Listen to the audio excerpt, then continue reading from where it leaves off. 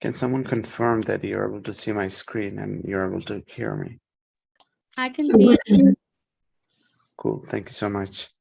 So we'll just get right to it. So executing, the first thing is to execute system test, which is something very, very important. And let's just share everything. Okay. So let's execute. I hope you guys remember first week we created this one, right?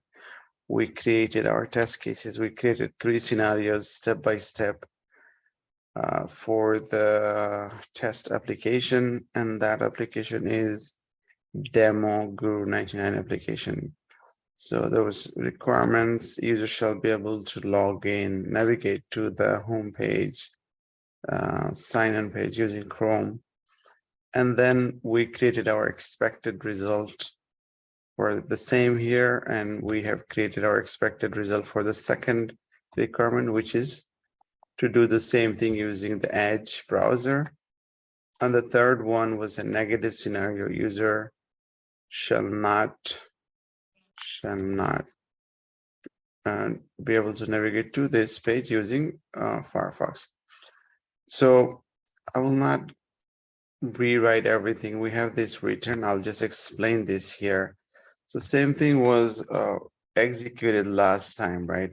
So if you look at the test case template, right, until expected result is your test design steps, and then from there remaining of these are test execution. So depending on your company, if your company does not have an actual tool, you can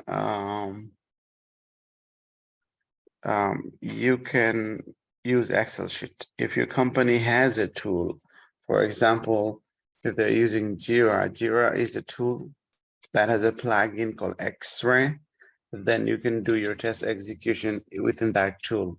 If your company is using, let's say ALM stands for Application Lifecycle Management. So if they're using that tool, you can do your execution within that tool. There are other tools as well. There is a tool called Azure DevOps. If they're using this tool, you can do your test execution there. So it really depends. But most popular tool in the industry right now is the Jira and Jira X-Ray. So we'll be using Jira X-Ray for our project, but for today, we'll just be using Excel sheet.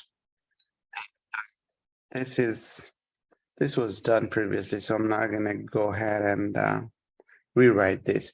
So as part of test execution, so we had expected result written before, and now all we have to do, we have to do the remaining steps, right? The actual results in the status. So the actual result for this one, so when it comes to execution, you have to follow the step. Open Chrome. So you'd be going to your Chrome browser, you'll be opening the Chrome, and then you'll be following your next steps. So your second step would be enter the URL. So we would have to copy the URL and kind of perform this action by following the step. And then what? Your third step is hit enter. So we're gonna hit enter. Sometimes, right, these steps are so simple, it may sound silly, but unfortunately you have to follow the steps. And then your fourth step, click on the sign in button. So you'll go click on the sign in button right here.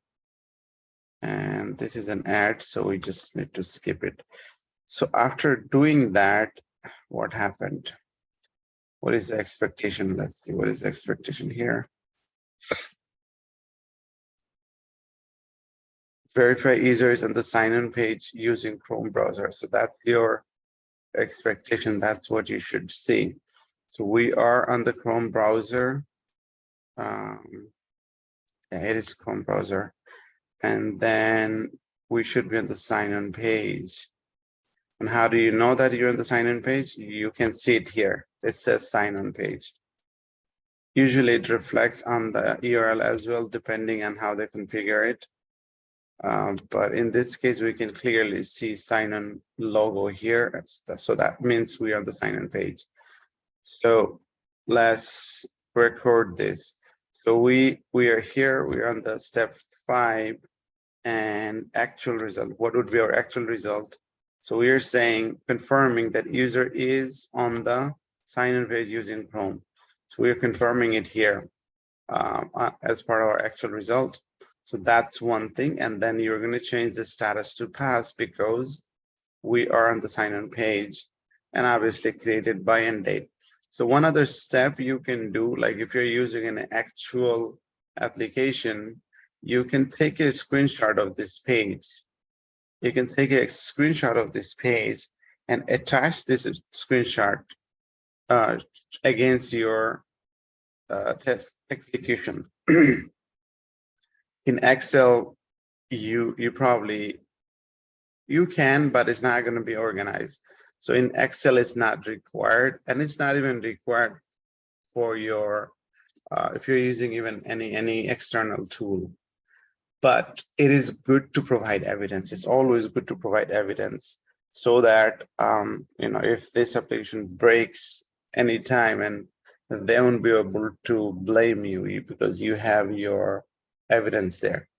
So so basically we're going to mark this one as passed, and then, you know, if we can take a screenshot, that would be an additional item. Similarly, you can perform test execution for the second requirement, which is same thing using Edge browser. And I have verified it already, and it's same thing, is passing.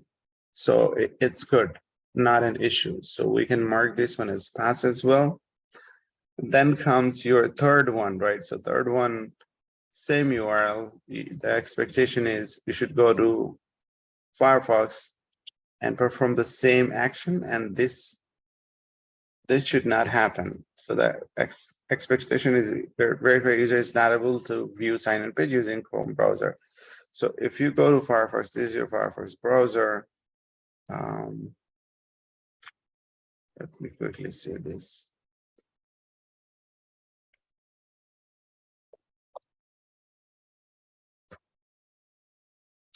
Yeah, guys, and about the homework, just quickly, I want to cover this. This week, I am really busy with my work. I could not spend any time with the homework, and RTM, you know, to me, it's not a big topic, so I didn't really spend time to go through this. But the expectation was from your leads, they should be reviewing your work, but it seems like they also didn't pay attention. So I do apologize, but I'm really busy this week. I couldn't do anything. All right. But of course, if you guys have any questions, I'm here to support and help you with your homework. Okay, so as you can see, this is Firefox, and I'm able to perform this action using the Firefox, and this is loading, which is a negative thing, which should not happen. So when that happens, what should we do? We should take a screenshot of this one first. Well, first thing, this is a bug, right? So we can go here, right? And we can record it here as well. We can say, okay, this is our actual result. User is able to see the sign-in page using the Firefox browser, which is a negative scenario, and we're going to fail it. So which we did, we failed it right here. But before doing that, you know, when you find a bug, what is the very first thing you should do? Anyone is able to tell me? When you find a bug, what is the first thing you should do. Duplicate it. Exactly. So yeah, so you just need to confirm. You just need to confirm that it is an actual bug. You need to confirm that it's an actual bug. Sometimes like a bug can happen and it's not reproducible, meaning you saw an issue and then you go back to reproduce it, it's not there. So it could happen due to anything like a glitch in the system or an environmental crash or a temporary issue or whatever reason, but you want to make sure that, or your network issue, local network issue, things like this, or let's say server was down at that point. So there could be many reasons you may see an issue, but you need to reconfirm. You need to at least reproduce it a couple of times. And some cases, you want to test this in a fresh browser, incognito mode, or what, something like this, depending on the priority of that functionality. But it's also an interview question. Like when you find a bug, what do? You should not say I log it. Logging it is your second step. First step is to reproduce it at least a couple of times to make sure that that is a valid bug. So we can, this is clearly a valid bug, right? And we can refresh it, we can relaunch it and make sure that it's a valid bug. And if you want to check this one in incognito mode, that also something you can do, right? I'm pretty confident this is a bug. According to our requirement, usually this kind of negative requirement you will not see. People will not care if an application works in a different browser that did not care for. This is something people will not care. But since, like, we're practicing, we'll just take this as an example until we start our actual project work. All right, so what do? We take a screenshot. So we can just simply take a screenshot of this one. Yes, brother Tobias.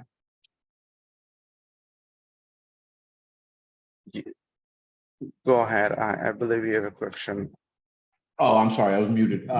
So this particular scenario, the test was to test if we don't want it to work in Firefox, correct?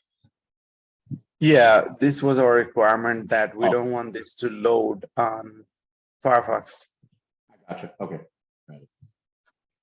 Yeah. So you can take a screenshot and you can just highlight. You can just highlight that this is the issue, basically. So you can pretty much say, like, I'm able to see the sign-in page using Firefox browser. So it's good to give the browser details as well, but in this case, I'm not really doing that.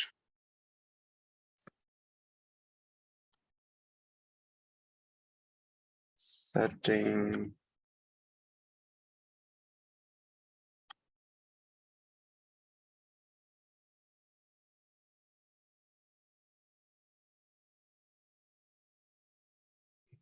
Brother, question is, do you have to iterate what version of the browser you're using, like specifics to that effect, or? If it's in the requirement, but as you can see, like I took a screenshot providing the browser details. The browser details are here. This is the version 115.0.1. It's not mandatory unless if they're in your requirement, and usually what they say is the latest version of the browser. That's what they usually define in the requirement. But the more evidence you provide is better. You don't want your team, your development team, to come back to you and ask questions that you should have ask questions about things that you should have provided upfront. You want to be a complete tester, that your evidence are pretty clear and you're giving proper details when you document something. Yeah. All right. So this is it, right? I have taken a screenshot of this. I'm pretty sure we have a defect logged somewhere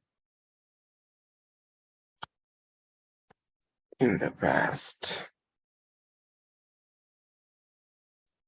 If not, we'll just log one. Okay. So, oh yeah, I think it's under defect folder, DLC. Defect, yeah, defect example. Okay, so this is a different defect. So as you can see, this is a different defect. I can give you an example of this one, and then we'll log our defect as well. So here, so when you're logging a defect, you will have your summary section, then you will provide your reproducible steps, then you'll provide your actual result and then expected result, and then you will define the priority of the defect, and then assignee and the screenshot.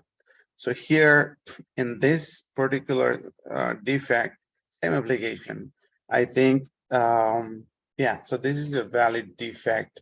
If you go to register page, it says under construction, and this section is not available. So this is a clear, good defect, and this is something we should take note of. So when we go to register section, so right now, guys, I'm giving you an example of a real defect, and we kind of moved away from our third requirement. We kind of moved away from third requirement, but I'm just giving you an example since this is a valid defect. And let's see if we go to register page, what happens. Register page. Was it this register? Well, this one works now. I think they fixed it. Let's see what happened. Register page under construction. Seems like they fixed it, but when we logged it, all right, let's see. Defect summary, hotels. The functionality of the hotel page is not working. So let's comment.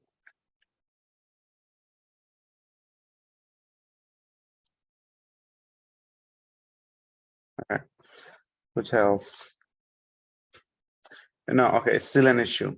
So if you can see it here clearly under hotels page, when you click on this, it says under construction. This section of the website is currently under construction. So this is an issue, right? This is not the expectation. When we click on hotels, we should navigate to the hotel section and to be able to select a hotel. That's the requirement. But so since we found a bug there, we logged this bug. So defect summary, what we see. So this part is very, very important. This part, you want to say, you want to be very, very brief, yet it must be meaningful. Meaning you want to talk about what happened and where it happened. So two part to it, right? We said hotel section, and then we separated it with this pipe symbol. And then we said the functionality of the hotels page is not working. So when I learned this, right, 10, 15 years ago, my teacher was really good. So he said, right, when you're writing this defect summary, this one line should be good and clear enough to explain what exactly happened. If someone is reading through this and they do not understand what is the issue, that means you didn't do a good job. So again, here, two things you are targeting: what happened and where happened. So now we are saying hotel sections, that's where we have an issue. And what is the issue? That the functionality of the hotels page is not working. This is very, very clear. And whenever you're writing a summary, just take example of this one. Now, since you have defined what happened and where happened, now here you're going to talk about how to get there. So this is part of your description and reproducible steps. So now here you're saying, okay, this is how you get there. Your step 1, open Chrome. Step 2, enter this URL, and then hit the enter key. So this could be a separate step, but it's also fine if you write it in one step. It's fine either way. Ignore it. So this is fine. You can have it here, or you can just add extra step. Now your third step, click on the hotels button from the home page, verify the hotels page. So this is what we did, right? And then we saw actual result. What is the actual result? Actual result is the hotel page is not loading with its details. So it's in the screenshot. Expected result, hotels page shall display functionality. Now, when that happens, then you want to define the priority. So the priority is something, how important this bug is. So the priority can be like high, medium, low, or blocker. High would be something that's pretty significant. High would be something that requires immediate attention, meaning it is one of the crucial functionality of your application. And here you can see clearly a part of your application is not working. And that's pretty significant, right? We're talking about an entire functionality of a page is not loading. So that's a high priority issue. Now, so you're defining the high priority issue. Now, let's say if this was like, so let's say if the hotel page was loading, but something underneath that hotel page is not working, then you can declare that priority as medium, and so on. But there is another status, is a blocker status. When you log a bug and you define that priority of that bug is blocker, that's mean developers has to drop whatever they're doing and fix this issue immediately, ASAP, same day, immediately. So you as a tester, you want to be very, very careful when you're defining the priority of a bug. So if it's really, really blocker. So an example of a blocker would be you're not able to log into the application at all. So something that is preventing you from testing. So that would be, this application is not loading at all, or you're not able to log in, or something like this. That's a blocker priority ticket. But usually most of our tickets are either high or medium. That's pretty standard. All right, so then you need to assign that ticket to a developer. And in this case, I said Tom, and then screenshot. You want to attach screenshot of your defect. So it could be one ticket or one screenshot or multiple screenshots. And when you're providing a screenshot, you want to highlight the area where that issue is. If requires, you can add text here or here, there, to make it a little bit more clear. That's all, but it's not mandatory, right?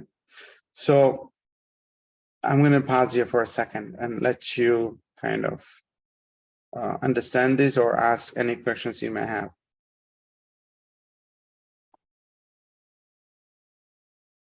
This is this makes you a good QA, logging a defect, to be able to execute your test cases and logging defect. When you log a defect, how you're logging a defect. A lot of the time I see testers working in the field that they do not have idea about defect. They don't know how to create a defect.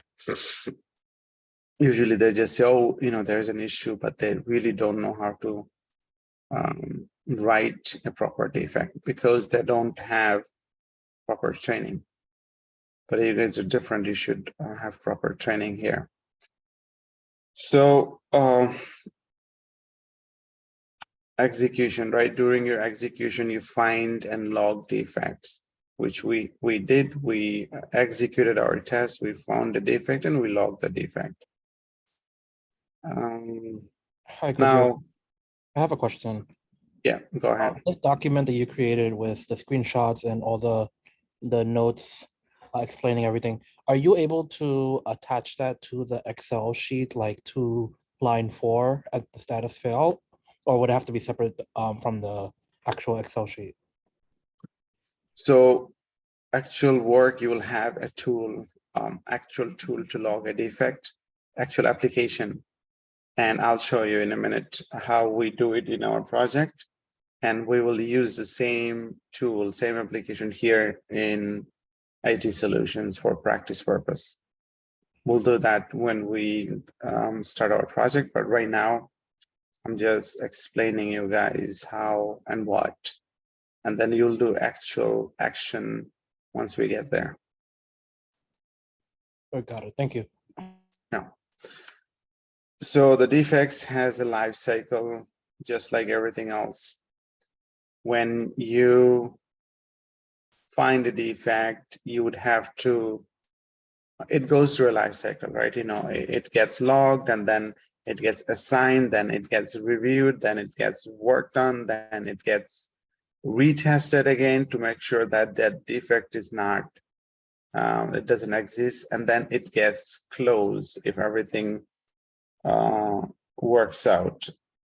So I think defect life cycle. So let's look at this one for a second. So when we logged a defect, like in this other document, right, we created a defect.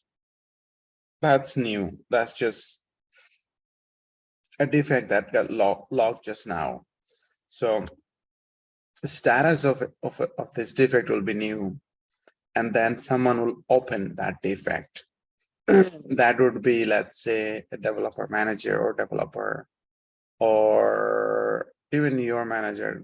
It could be anyone, but ideally it would be developers. From developers side, your job is to log a defect, and the status will be automatically new. That will be automatically configured, and it would be new.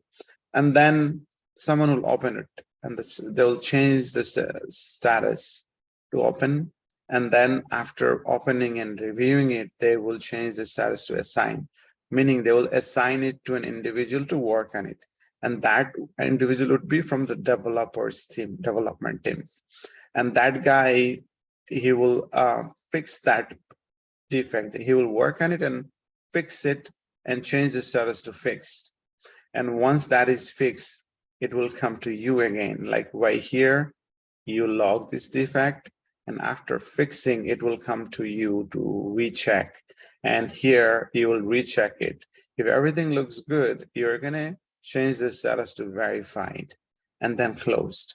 So meaning you log this defect here, and then they fixed it, developers fixed it, and you retested it here to make sure that defect is fixed. If it fixed, it moves to verified and closed. But in some reason, if this was not fixed properly, then you will reopen it again. And once you reopen it, it will get assigned to the same developer, and then he will fix it again and then reassign it to you. You will re-verify and close it. So that's the happy part. That's the defect life cycle. But there are a couple of other scenarios as well. For example, rejected and deferred. So after assigning a defect or reviewing a defect, they will decide if this is a valid defect. If this is a not valid defect, they will reject it. They will say, yeah, thank you very much for logging it, but I don't think it's valid. So they will provide the reason why they don't think it's valid. There could be multiple reasons. So one would be you logged a defect and you may think one way and you may think it's a defect. They, developers, may think otherwise. They may think, okay, this is not a defect. It's just misunderstanding or knowledge gap. So they'll provide their understanding and send it back to you. And now you need to reevaluate. You need to see if that makes sense, what they say. If that makes sense, then you'll be saying, okay, all right, no, thank you very much for explaining, and you'll close it. Now, if you don't agree with them, and if you still think it's a valid defect, now you would provide further evidence and reassign it to them. If requires, you will involve business analysts. Business analysts, they're the one who write the requirement. If you're going back and forth with developers and they don't agree with your defects, and that's an interview question, like how do you handle this kind of situation? So you'll provide further evidence, and if they don't agree, then you'll just reach out to business analyst. You'll involve business analysts and get their input. They're the ones that can make a decision saying, hey, yes, it is a valid defect, let's go ahead and fix it. Or they can say yes and no, it's not a valid defect, let's just close it. So that's one scenario. Another scenario where they can reject a defect when you log a duplicate bug. So let's say someone else from your team or some other team, they logged that defect already, but you didn't know about it. You would just log the same defect or similar defect. That's when they can reject it, and then you would be getting that defect rejected and assigned back to you. That's another situation. And when that happens, you have no options but closing that defect. So that's the other scenario where that gets rejected. Then the other status is deferred. Deferred meaning you log that defect and it's a valid defect. They also agree it's a valid defect, but it's a minor defect. It does not have high priority.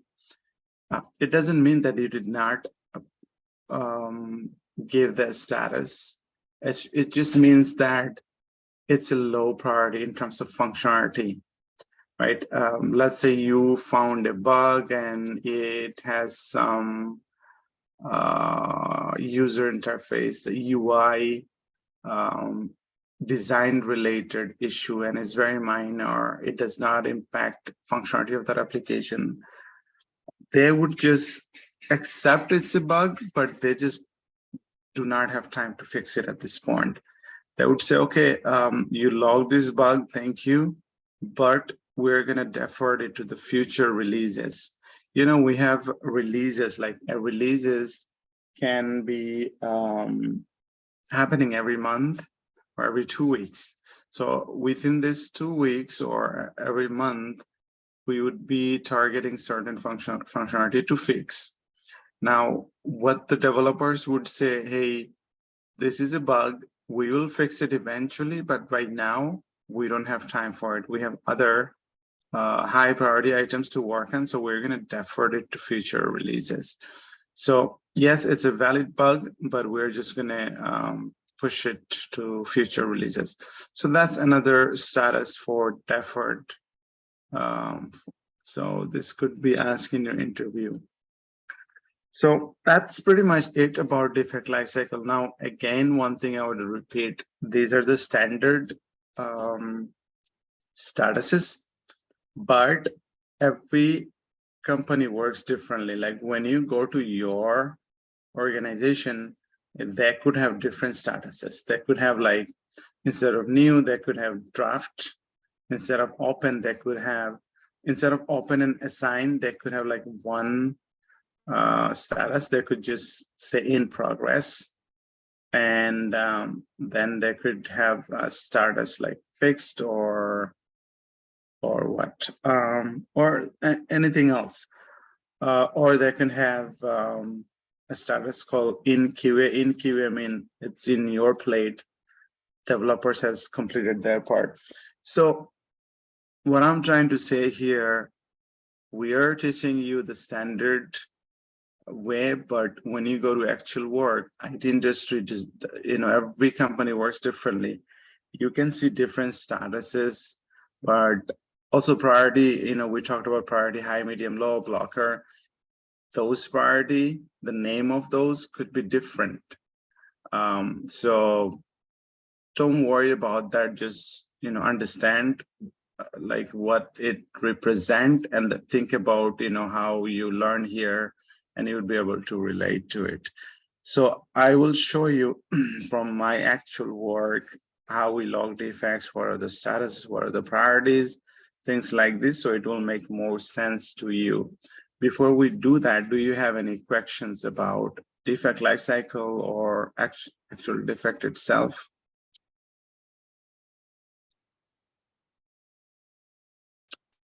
All right, seems like you guys are good. And not spending so much time talking to each one of you this week, because we have pretty big topics and I want to really complete it before it gets too late. I know some of you join from different part of the world and it's pretty late for some of you. Okay, so if I go to my work, let's see if I can find a defect. Okay, so right here, I see a defect.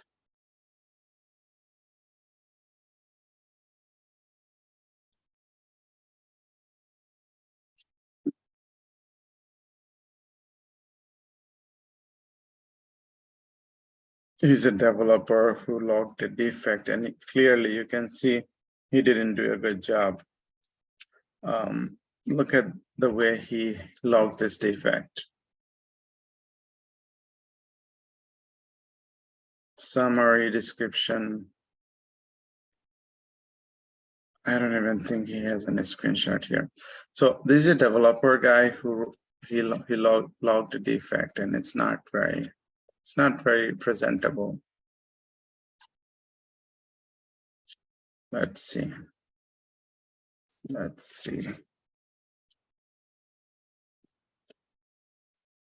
If we can find something better.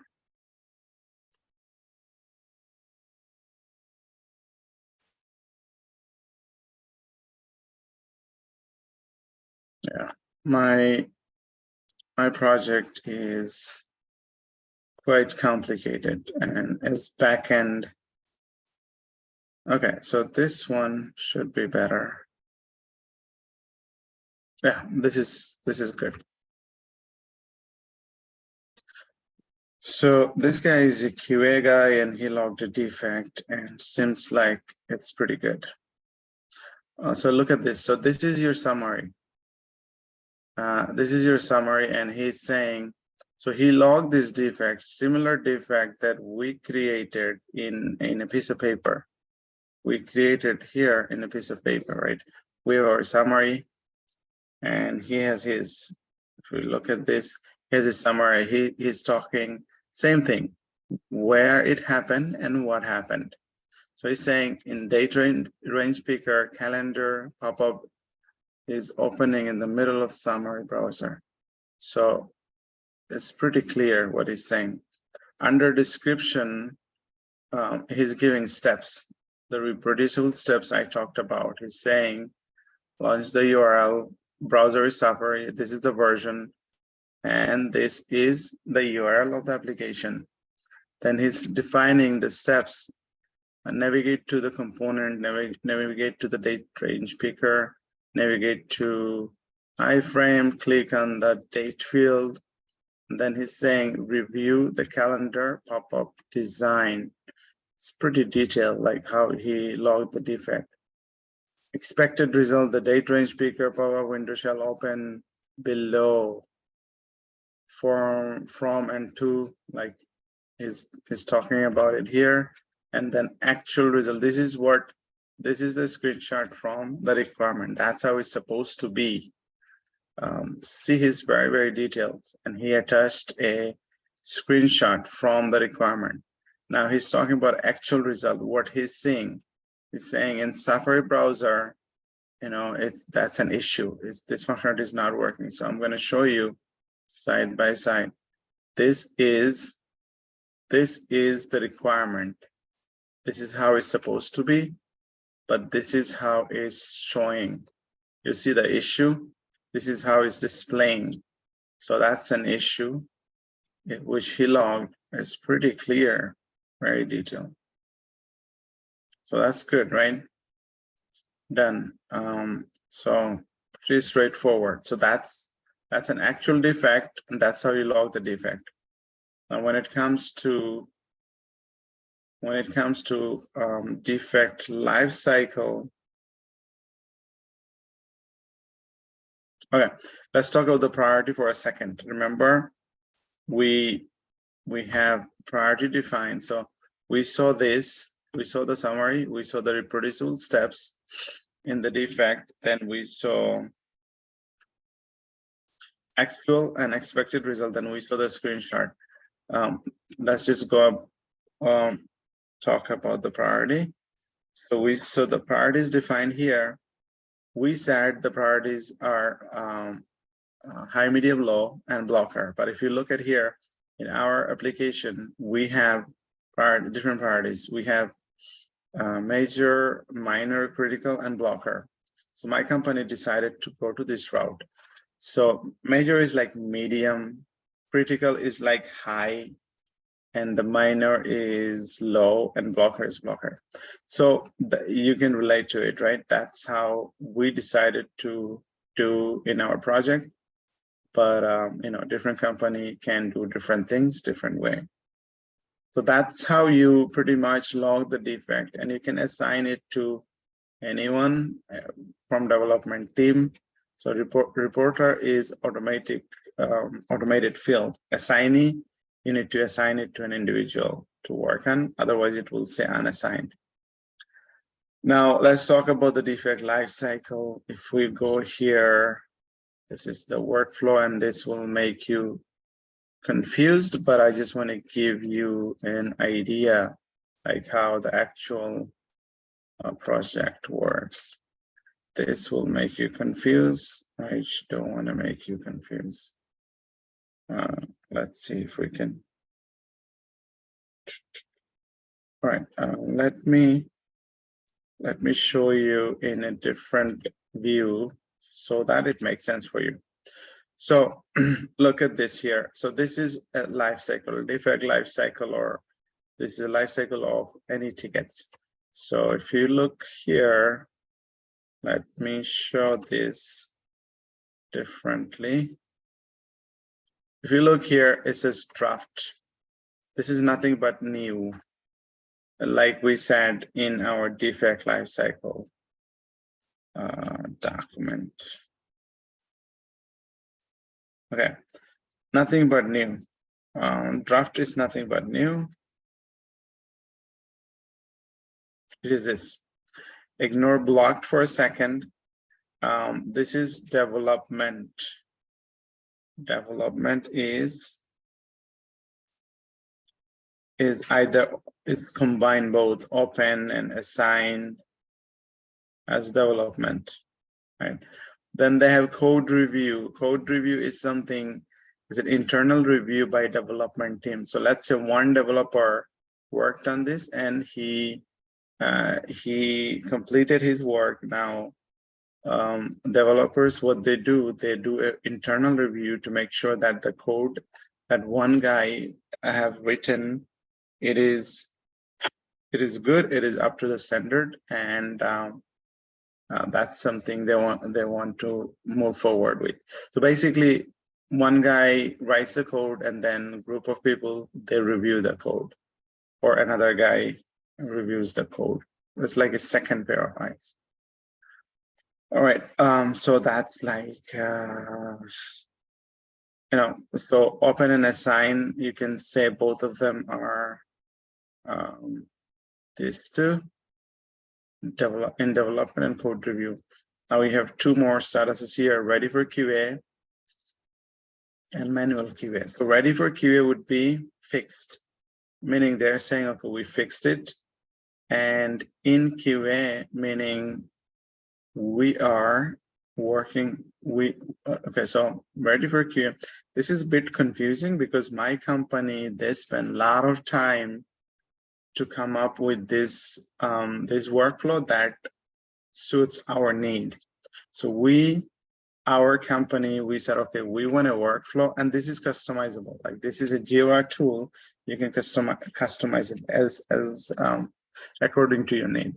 So our company, we said, okay, this is something suits our company and our environment, and that's what we want to do. Every single company will have their own workflow, but you just have to understand what it means. So in here, let's just go through it again. So draft is when they create a ticket, a bug ticket, or any other type of ticket. And then developers works on it and they change the status to in development. And then group of developers, they perform their review on that functionality. So they change the status to code review. And once the review is done, they push it to QA, QA meaning us. Like they would say, hey, we completed our work, and they would just send it to us. Once we see the ticket sitting here, we will grab it and we'll move to manual QA. This kind of status you will not ever see in any companies. This is purely designed for our company. So meaning manual QA, meaning QA in progress, meaning testing in progress. We are testing here. Once the testing is done, we're gonna push it to, this is to product owner, either is business analyst or product. We said, okay, we have tested it, push it to product owner, and then product owner would review it and put, change the status to done. So that's how we work in our environment, but that doesn't mean you will be working using this workflow. So the reason I have a workflow defined, that's pretty standard. That's, if you understand this workflow, you should understand every workflow. Questions, guys, concerns? You guys are very, very quiet today.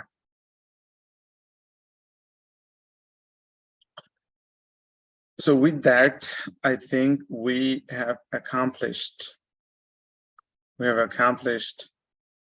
execution of system tests, identifying and logging defect, tracking defects.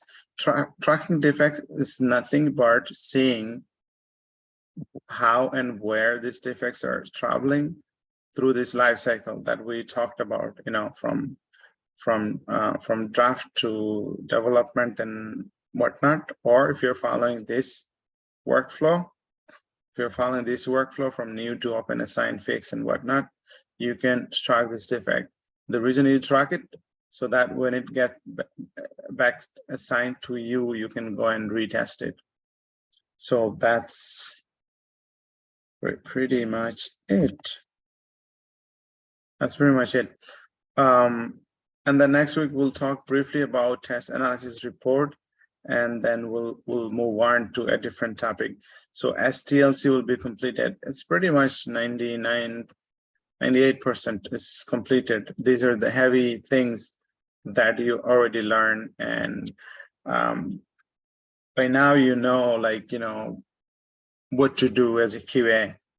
If you know this, that's mean you know your job already. You are almost ready to be QA. Okay, I will start drafting the homework. It would be executing your test cases and finding and logging a defect using, let's say, Word or Google Drive, Google Doc, or anything, or Excel. All right, I'm gonna stop sharing because this is it from my side. And I'll also stop recording. Do you guys have any questions, concerns, suggestions?